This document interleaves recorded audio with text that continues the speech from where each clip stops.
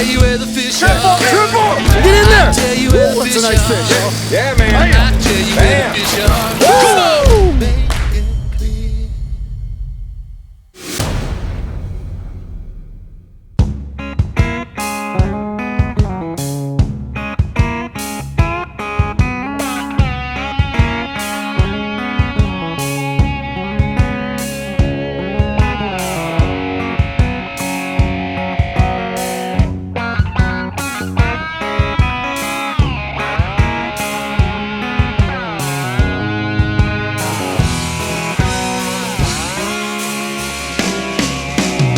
Hey everybody, Chris Schaefer of Pautzke Outdoors. We're back in the Great Lakes today. We're in the great state of Michigan, where the bite has basically migrated from Lake Michigan on into the tributaries. What's happening right now? It's fall. As you can see, the beanies are on. We got a cold fall here, but you know what? We got one heck of a salmon run, one of the best runs in many, many years. We're gonna show you how to come out here today and put Fire Cure Row on your hook and catch fish right in the mouth. And it's amazing how many fish you can get to bite when you have good bait. Come with us, we'll show you how to do it. We'll show you some of Michigan's finest Chinook.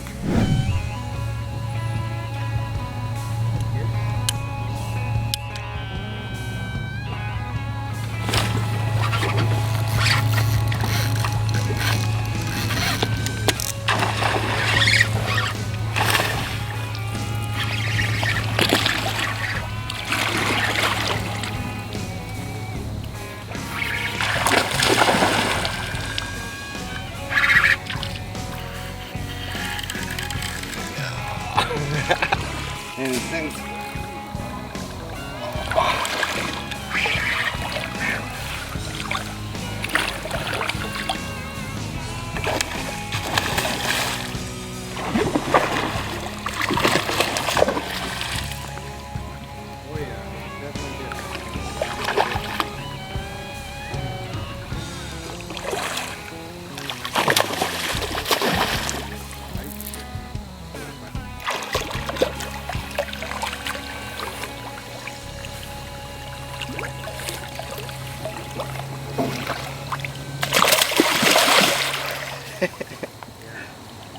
First fish of the day, nice hen, nice clean hen, still great shape. Pink fire cured skein, getting it done, float fishing. So we're gonna get this girl going back and hit a few more today.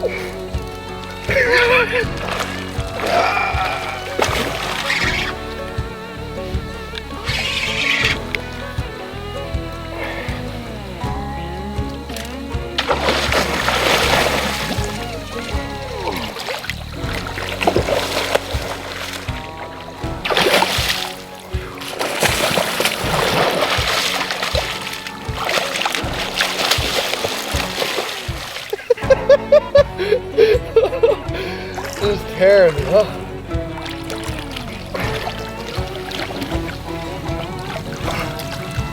Whew. Man, thing wore me out. Out of breath. Big buck. Oh, check out that guy. Just a nice fish, nice clean buck. Can't beat that.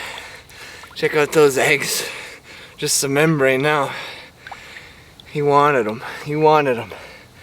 Nice clean fish. We're gonna get him going back. So today we've been floating skein underneath the bobber. Float fishing eggs can be used in any river across Michigan. It's a very, very productive rig for our fall kings in the river. So pretty much what I have for a rod, I have a Fenwick HMX. You just want a rod that's, you know, at least 9 foot in length. You know, if you're fishing in these smaller rivers, a 9 to 10 foot rod's perfect. But if you're fishing a bigger system like the Manistee or the Muskegon, you'd want a longer rod, help you get a better drift.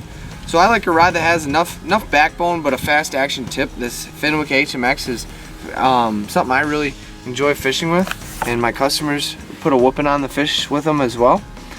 So this rod's a medium light. It's rated 10 to 20 pound. So for my main line on my reel here, I have 40 pound test Power Pro. I like to use a braided main line because it'll float on top of the water.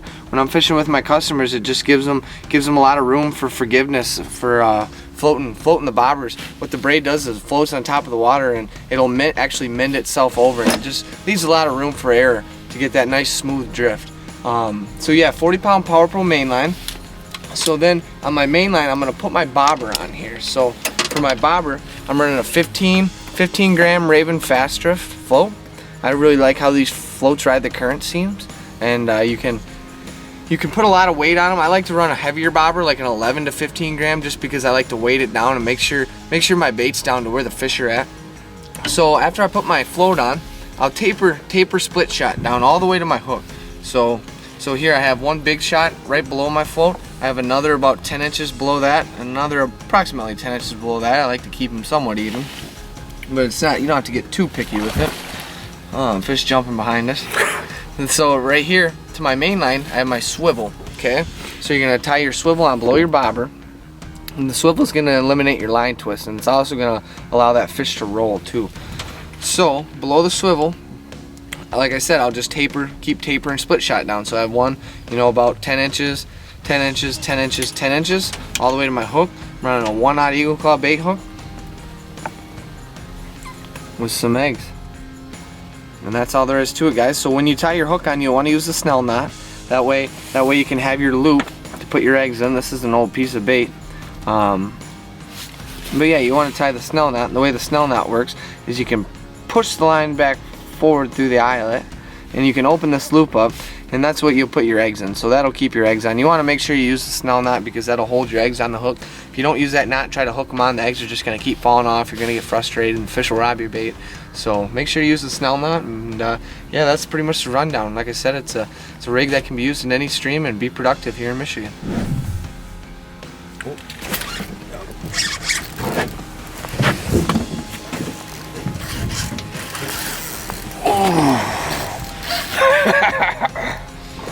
Oh, it's a big one.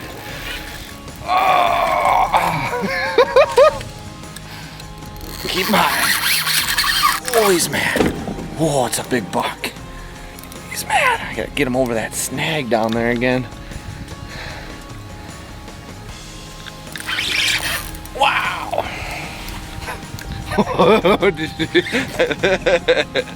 Thing's a nice one.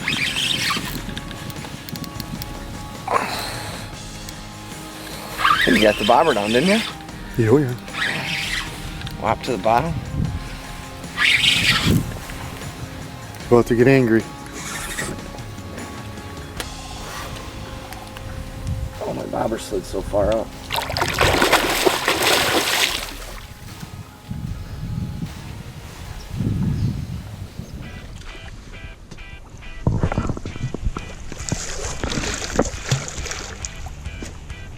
Got him.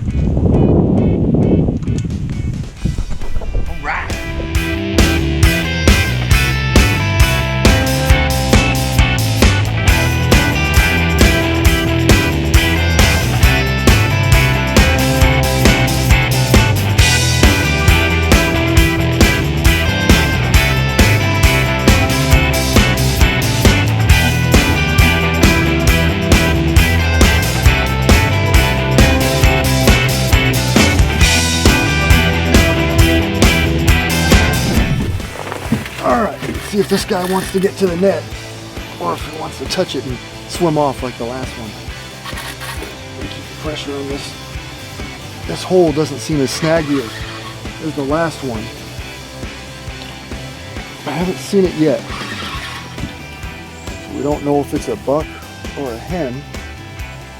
It looks like we may get a chance to see it right about now. There it is. Oh, it's a buck.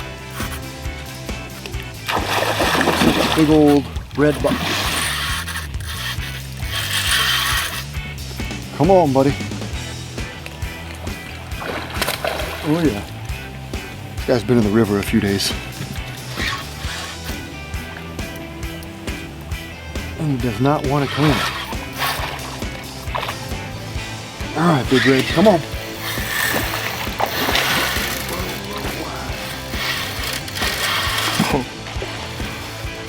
Thought he was done. He's not.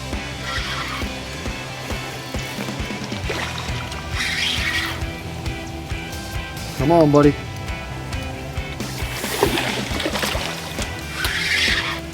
He doesn't look long, but he looks really, really thick.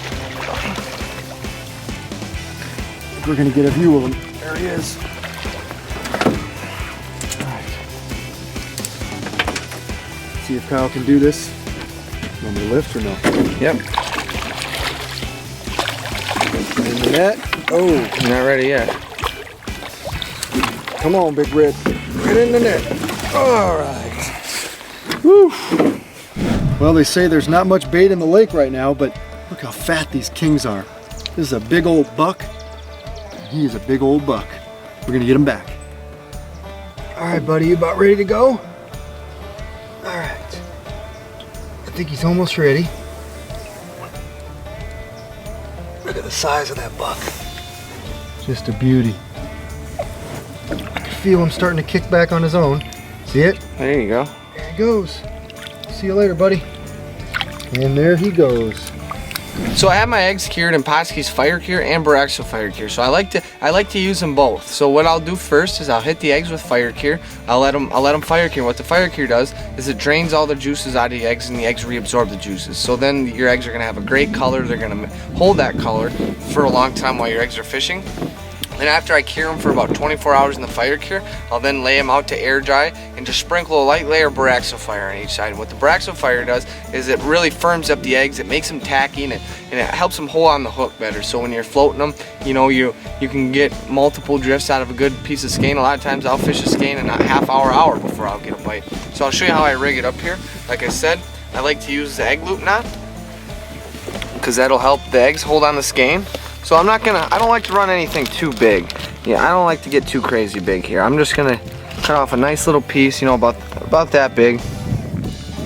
I don't know, about the size of a 50-cent piece or so. I'm gonna thread it through the loop. Then I'm just gonna cinch that loop down on the hook. Cinch the loop down on the hook, and that's all there is to it. That's perfect. So with those, you can see with that egg loop knot, it really balls that skein up, and I like to make that skein into a ball as best as possible. If anything's dangling off there, I like to trim it. It just seems what I've found the fish like the best. Like I said, I like to stay away from the big, huge globs that some guys use out west and some guys use here. I like to use those smaller pieces. Fish seem to prefer it, and it helps you save on bait.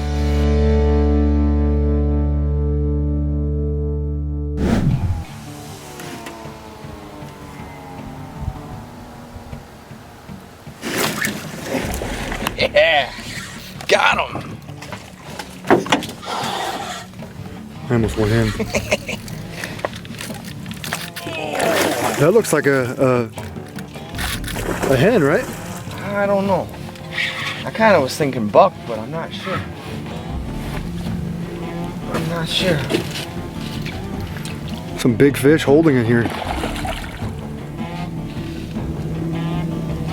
It's a nice fish. Nice clean buck. Not too chrome, but it's nice colored still.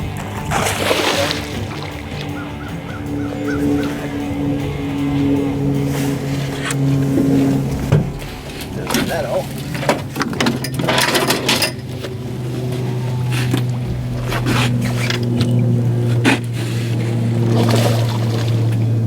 Oh, it might be a hen. Hard to tell.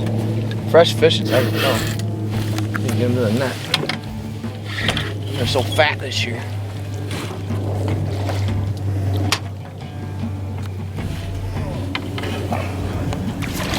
It could go either way on this one. I don't know.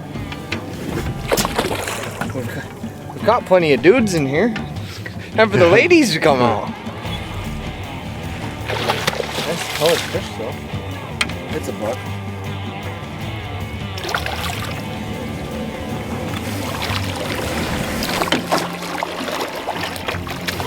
They're all quality fish.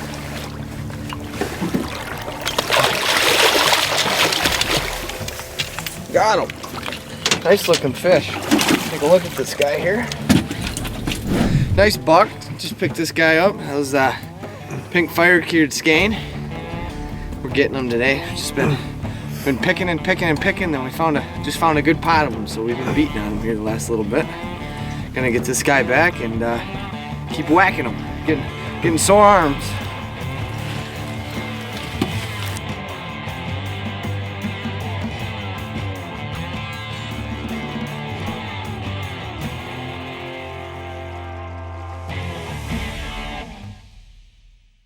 Today's episode of Pautzke Outdoors is filmed in northern Michigan. Any salmon angler knows that from late summer in through early up to mid-fall and even into late fall some years, there's a fabulous salmon bite that often takes place on all the tributaries on the western side of the state. Now, Lake Michigan tributaries, some of them have coho salmon, some of them have Chinook salmon. Today, we're fishing with Kyle McClelland of XXL Chrome Chasing. We're on the western shore of the state of Michigan, and we're doing a little bit of fishing for Chinook. We haven't caught any coho at all.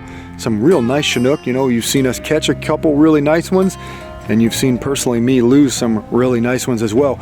All of our fish were caught drifting fire cure roe right below a bobber. We're going to show you how you can come up here, put some roe on your hook, and have a chance at catching some large Chinook salmon.